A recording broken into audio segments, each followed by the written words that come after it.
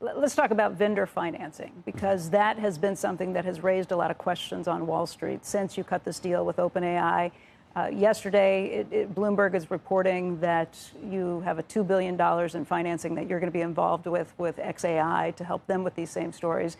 But this idea of circular financing, your customers can't afford to buy these chips yet, so you're going to help them out with money along the way.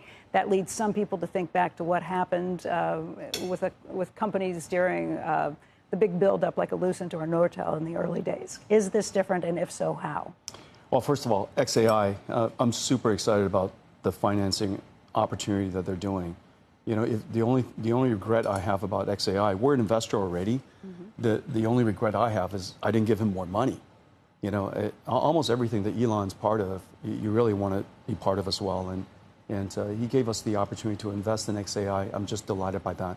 And so that's an investment into a really great future company, and I'm really excited about that. That's not vendor financing per se. But what's going on in the world versus what happened in 2000 is just dramatically different. You know, back then, as you recall, there were pets.com, hospitals.com, and all of the internet companies combined was, what, $30–40 billion in size? If you look at the hyperscalers now, that's where the first tranche of AI infrastructure is building. If you look at the AI, the hyperscalers have about $2.5 trillion of business that's already operating today. That business, that $2.5 trillion business, and the CapEx that goes underneath that is about, call it $500 billion. That transition from a classical CPU-based computing to now generative AI computing powered by GPUs, that transition is just starting. So we've got to build into $500 billion worth of capacity infrastructure that's already naturally growing by itself, and we're in the beginning phases of that.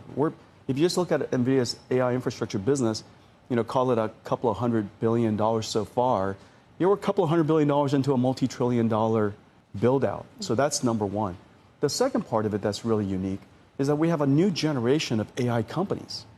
The new AI companies like OpenAI and Anthropic and x.ai and companies that are well, you know, Thinking Machine Labs from Mira and Ilya Sutskever's SSI and Misha's company Reflection. And I mean, there's a whole bunch of amazing AI model builders now. This generation of AI model builders, what's happened in the last several months, a transition happened that is really, really important. For the last several years, they've been generating tokens, you know, these AI tokens, basically at a loss. And the reason for that is because the early AI models they were super interesting, really captivated a lot of attention, but they weren't useful enough to pay for. The last several months, it's been very clear that the new technology is now reasoning, it's doing research. Before it answers a question, it goes on the web and studies other PDFs and websites. It can now use tools, generate information for you, and it creates responses that are really useful. I use it every day, to the point where now the tokens are profitable. The question, though, is who is going to continue to pay for that build-out? Is it the big companies like a Procter & Gamble? Is it consumers who are going to do this? I mean, my doctor showed me the AI that he's using, and it's incredibly helpful, but there's still a question about whether he's going to pay for it or the company he works for is going to pay for it. Well, hopefully both. I think there's the consumer part of it. You know, a lot of OpenAI customers are consumers, and they're paying for it.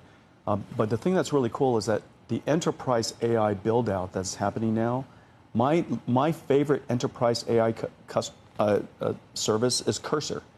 Cursor is an AI coder.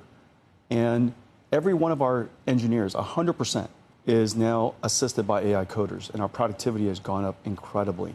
And so you're now seeing enterprise AI companies like Cursor, Open Evidence, I love Lovable. All of these companies are some of the fastest growing companies in the world, and they address enterprise. And so enterprise AI is here.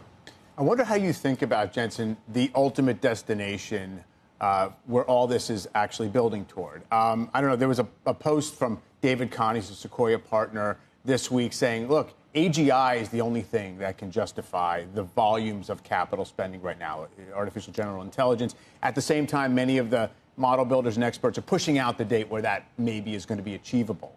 Meantime, you're talking about annual generations of chips. How fast do they depreciate? We're putting all this capital in these data centers that it's just not clear, like, when we get to the end, or is it just a treadmill? We are going to have incredibly profitable and incredibly useful AIs long before AGI. And for example, right now, Cursor.ai. Yeah. You know, Cursor's AI software coder is incredibly useful. All of our engineers use it. We have some 40,000 engineers. Almost every one of them are going to use it, and they're loving it. And so they're using it instead of something else, presumably, right? So these are displacing things. Yeah, they're not. This is a brand new thing. Yeah. Remember, AI, unlike previous technologies are tools that humans use. Excel is a tool that humans use. A web browser is a tool that humans use. For the very first time, we have technology that can actually use tools by itself. And so Cursor uses, Visual C++, and and now we have Gemini agents that are able to use the browser and browse for groceries or destinations or book travel for you, and it can use tools by itself. So this is really quite an extraordinary thing. This the tool industry is a few $1 trillion. Yeah. Tool user industry is $100 trillion, which is the reason why everybody's so excited about the future of technology, because it could augment labor, it can increase the productivity of labor, and here at NVIDIA, it's increased our productivity tremendously. You've already said you wish you could have bought more OpenAI and maybe invested more in x.ai at this point. That implies that you don't think that this is all redundant. Because a lot of the players, if I read what Sam Altman says and the message he tries to convey, it's as if they're sprinting to try to stay ahead of everybody else because they think it's not going to be room for everybody necessarily who's trying to do something similar. I think there's general intelligence, and I think there's specialized intelligence. Yeah. We love general. When I hire engineers, I like them to be generally intelligent, and that's a great thing. But once they come to NVIDIA, we make them highly specialized intelligent, so that they could build things that NVIDIA needs. And so I think the idea of specialized intelligence versus generalized intelligence will continue to happen. And where the real value for enterprises and companies is specialized intelligence, and where the value for consumers, general intelligence. Hey, Jensen, let's talk a little bit about capital allocation and how you see that. Just back to those same points, that you wish you had more invested in OpenAI, you wish you had more invested in these other companies that you're kind of taking stakes in, like an x.ai. You can do things with your money. You can choose to put it back into R&D. You probably don't need a ton with that right now. You can choose to build the company. You can choose to make acquisitions. You can choose to give shareholders back big dividends, or you can invest it yourself in other companies. And lately, what we've seen is a lot of investing in other companies. Do you have other deals like that planned in the works? We're always looking for great startups to invest in. One of my favorite ones was CoreWeave. Right. My only regret is I didn't invest Add that to the list. enough. Yeah.